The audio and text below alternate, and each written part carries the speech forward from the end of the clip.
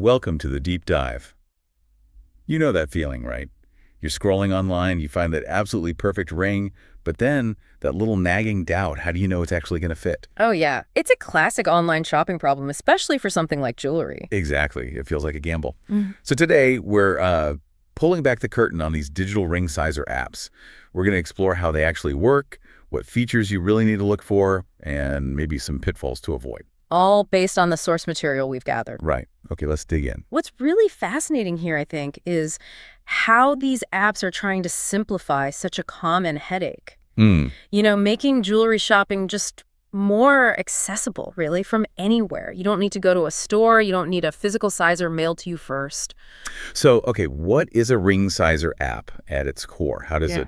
it function? Well, fundamentally, it's like having a little sizing tool right there on your phone. It's a digital app designed specifically to help you figure out your ring size. Right, to make buying online easier, or maybe just so you finally know your size without faffing about with those plastic things. Precisely. It bridges that gap between seeing something you love online and actually being confident it'll fit when it arrives. Okay, but here's where it gets really interesting for me. Mm. How do they do that? Yeah. How does an app measure something physical, like finger size? Yeah, that's the key question. There are a few main methods, but the most common one, and generally the most reliable, involves using a ring you already own. Ah, okay, so you need a starting point. Kind of, yeah. You take a ring that you know fits the finger you want to size, and you place it right onto your phone screen. On the screen itself. Yep. The app then usually shows an on-screen guide, like a circle that you can adjust. You basically resize that circle until it perfectly matches the inside diameter of your ring. Okay, got it. And once you've got that match, the app does the work. It translates that measurement, that diameter, into all the different international ring sizes, US, UK, European, and so on.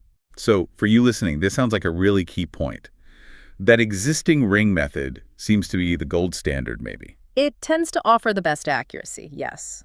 If an app relies only on other methods, you might want to be a bit more cautious about the precision. Right. But what if you don't have a ring that fits that specific finger? Maybe that's why you're buying one in the first place. Yeah. Are there other options? There are, but yeah, like you hinted, they generally come with caveats about accuracy. Some apps have a measure your finger feature. How does that work? String? Paper? Usually something like that. It guides you to wrap, say, a strip of paper around your finger, mark it, and then measure that against a ruler. You then input that measurement manually into the app. Sounds a bit fiddly. Prone to error. It definitely can be. It's much harder to get a consistent, precise measurement that way compared to using a solid ring. Then there's another, less common, but quite smart feature some apps use: credit card sizing. Credit card. How does that help size my finger? It's not for sizing your finger directly, it's for calibrating the screen. See, a credit card has a standard universal size. Oh, I see. So you place the card on the screen, and the app uses it to make sure its on-screen ruler or guide is showing measurements accurately, sort of anchoring the digital to the physical. It adds a layer of trust to the on-screen measurements, especially if you are using the existing ring method. That makes a lot of sense. It checks that the app's digital ruler is actually, ruling correctly. Exactly.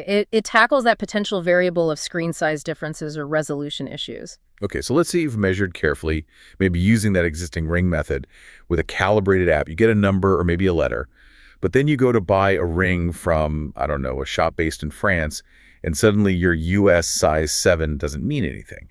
This global sizing thing is a nightmare. It really can be. It's probably one of the biggest points of confusion in ring buying. That's why a good ring sizer app absolutely needs to be multilingual, so to speak, when it comes to sizes. So it should act like a translator? Precisely.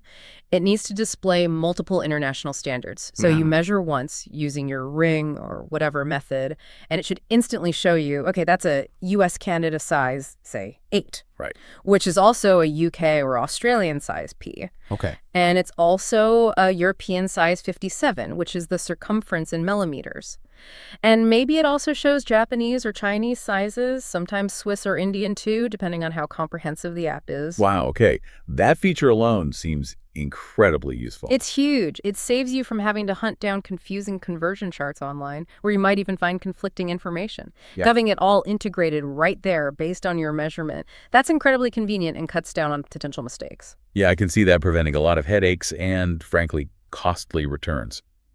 So besides this crucial conversion feature, what other practical tips or things should you look out for to make sure you get the best, most accurate result? Well, we touched on calibration, making sure the app is set up right, perhaps using that credit card method if available. That's number one. Number two, and this is important, measure multiple times.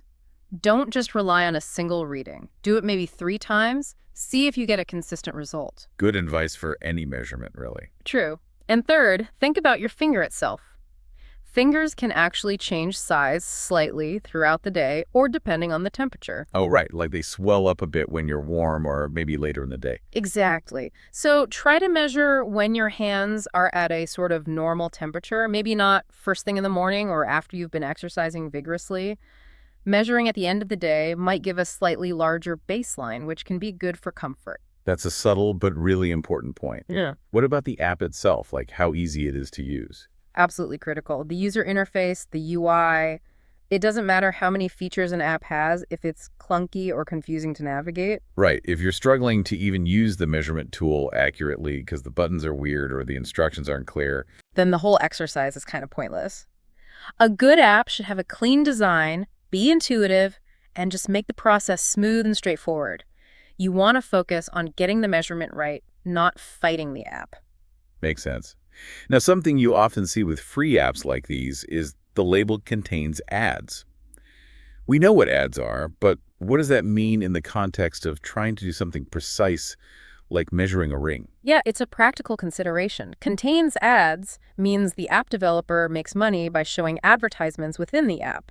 So, pop-ups, banners. Could be various kinds. You might get banner ads sitting at the top or bottom of the screen, which might be distracting. Or you could get interstitial ads, those are the full screen ones that pop up, say, between you confirming a measurement and seeing the results. Oh, yeah.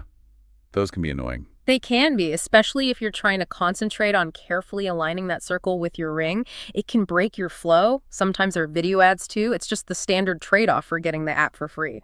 So, something for you to weigh up. Free with potential interruptions versus maybe a paid app, if one exists, with a cleaner experience. Exactly. It depends on your tolerance and how critical uninterrupted precision feels for you. It's the common way these free apps support themselves. Okay, got it.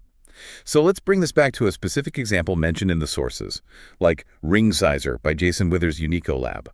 If you hear about a specific app like that and want to know more, beyond our general discussion today, how can you find out the nitty-gritty details?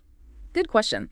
If you want specifics on any particular app, the best place to start is usually the App Store itself. So the Apple App Store for iPhones or Google Play Store for Android. Okay. Search for the app name. There, you'll find the official description written by the developer, usually a list of key features, maybe some screenshots, and importantly, user reviews.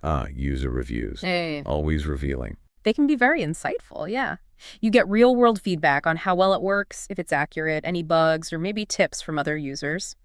Second, you could try searching online for the developer's website. In this case, you'd look for Unico Lab or maybe Jason Withers. See if they have more product info there. Exactly. Sometimes developers provide more detailed specs or FAQs on their own site.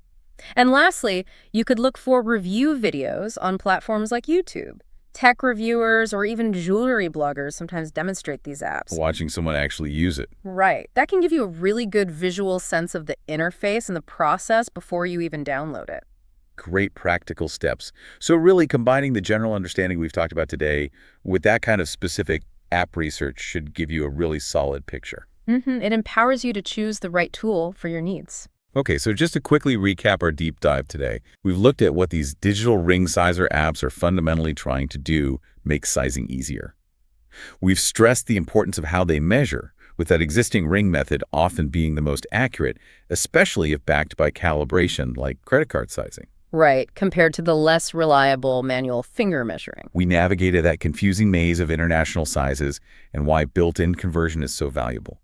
And we shared some tips for you to get better results, multiple measurements, thinking about finger swelling, and looking for a good, clean user interface. And we also touched on the reality of ads in free apps and how you can research specific apps if you need more detail. Exactly. So wrapping this up, what's the bigger thought here? What does this all really mean for us? Well, I think it highlights this ongoing shift, doesn't it? We're increasingly turning to digital tools for tasks that used to be purely physical. And understanding the details, the nuances of how these tools work, their strengths, their weaknesses, That's what empowers you as a consumer now. It's not just accepting the tech, but understanding it. Precisely. It's about making informed choices, whether it's choosing the right app or deciding if the measurement feels trustworthy enough for that important purchase. And it makes you wonder, right? We're measuring rings precisely on our phones now. What's next? How long until almost any physical measurement we need can be done reliably just with the device in our pocket? That's a fascinating thought to leave our listeners with. So the next time you find yourself browsing for rings online, hopefully you'll feel a bit more equipped. Remember what we talked about today Because being well informed is always the best fit.